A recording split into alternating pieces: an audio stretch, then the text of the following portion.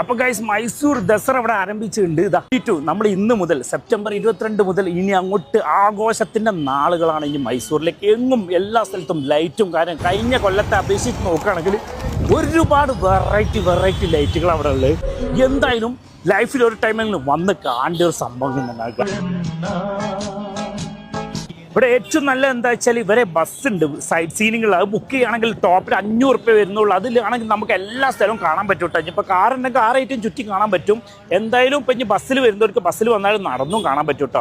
പക്ഷേ ബസ്സിൽ വരുന്നവർ തിരിച്ചു പോകണമെങ്കിൽ ബുക്ക് ചെയ്തിട്ട് വന്നാൽ മതി. KSRTCയിലൊക്കെ ഞാൻ ഇന്ന് ബസ്സിലാണ് വന്നത്. ഈ ബസ്സിൽ വന്ന് നടന്നിട്ടാണ് ഈ വീഡിയോ ഫുൾ എടുത്തത് കേട്ടോ. ബസ്സിൽ വരുന്ന ബസ് സ്റ്റാൻഡിൽ ഇറങ്ങി ജസ്റ്റ് വാക്കിംഗ് ദൂരമേ ഉള്ളൂ. വാക്കിംഗ് ചെയ്താൽ നമുക്ക് എല്ലാം വണ്ടീനെക്കാട്ടി ഇഷ്ടമായൊരു സ്പീഡിൽ കാണാൻ പറ്റും കേട്ടോ. എല്ലാ സ്ഥലങ്ങളും പോകാൻ പറ്റും.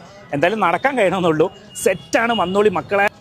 എന്താ അപ്പം മൈസൂർ ദസറന്റെ വീഡിയോ ഇവിടെ അവസാനിക്കുന്നില്ല. ബാക്കി വീഡിയോ ആയിട്ട് പിന്നെ ഓടും കുതിര, ചാടും കുതിര, വെള്ളം കണ്ടാൽ നിൽക്കാത്ത കുതിര. അത് വെള്ളം ഇല്ലാത്തതിനെ കൊണ്ട്